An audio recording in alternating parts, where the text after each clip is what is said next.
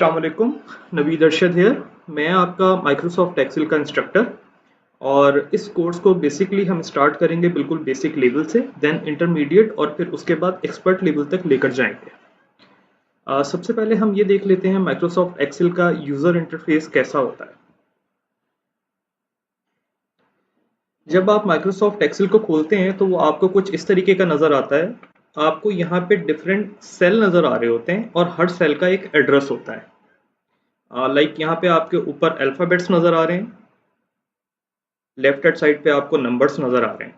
कोई भी सेल होता है उसका एड्रेस इन दोनों के कम्बिनेशन से बनता है। जैसे यहाँ पे आपके ऊपर नज़र आ रहा है C3 लिखा हुआ, ये जो सेल अभी हाईलाइट हो रहा है इसका एड्रेस C3 है। तो बेसिकली जो आपके पास कॉलम और रॉज होती हैं इन दोनों से मिलके सेल का एड्रेस बन रहा होता है।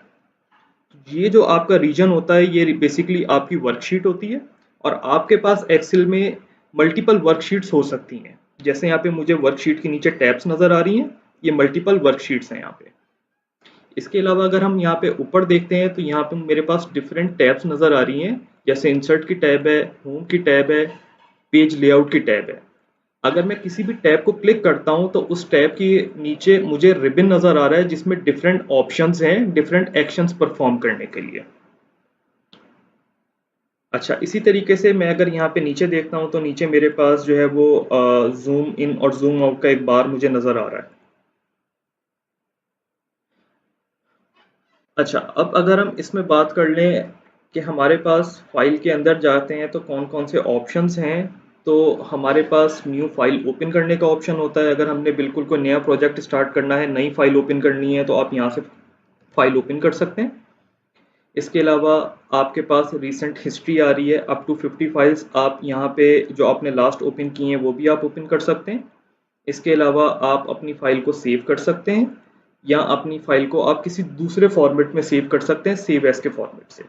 उसके बाद नीचे हमारे पास प्रिंट का ऑप्शन है, शेयर का ऑप्शन है, एक्सपोर्ट है, पब्लिश है या फिर इस फाइल को क्लोज करने का ऑप्शन आ रहा है। इसके अलावा आप नीचे जाएंगे तो एक आपके पास अकाउंट का ऑप्शन है और उस सबसे लास्ट में आपके पास जो ऑप्शन आ रहा है ये एक्सेल के ऑप्शंस हैं। यहाँ पे हमें डिफरेंट ऑप्शंस मिल जाते हैं।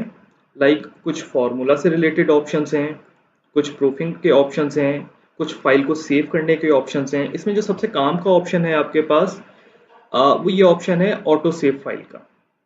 इसको जितना आप कम रखेंगे उतना फाइल आपकी ऑटो सेव उस टाइम के बाद हो रही होगी। ये 1 मिनट से लेके 120 मिनट तक आप रख सकते हैं।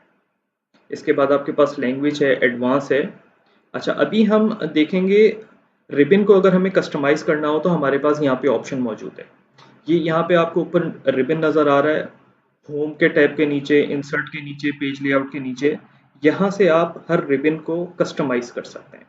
इसके अलावा आपके पास क्विक एक्सेस टूल बार का एक ऑप्शन नज़र आ रहा है। यहाँ पे ऊपर आपके पास क्विक बटन्स आ रहे हैं। यहाँ पे आप अपनी मर्जी के बटन ऐड कर सकते हैं और रिमूव भी कर सकते हैं। मैं आपको एक बटन यहाँ पे ऐड करके दिखाता हूँ।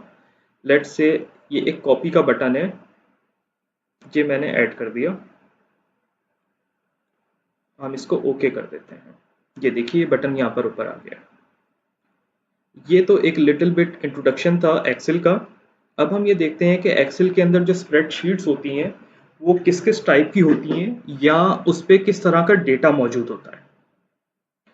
कैलकुलेशन स्क्रैच पैड्स हो सकते हैं, वो आप लिस्ट की फॉर्म में डेटा सेव कर सकते हैं, टेबल्स बना सकते हैं, डेटाबेस हो सकता है, पिवट टेबल्स हो सकते हैं, कंसोलिडेशन या एग्रीगेशंस का डेटा आपके पास यहाँ पे हो सकता है, रिपोर्टिंग पर्पस के लिए आप यूज़ कर सकते हैं, प्रेजेंटेशंस आप इसके ऊपर बना सकते हैं, आप डिफरेंट एनालिसिस कर सकते हैं, डैशबोर्ड बना सकते हैं।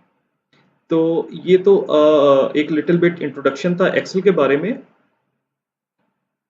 इंशाल्लाह ताला नेक्स्ट वीडियो में फिर मिलते हैं। Thank you.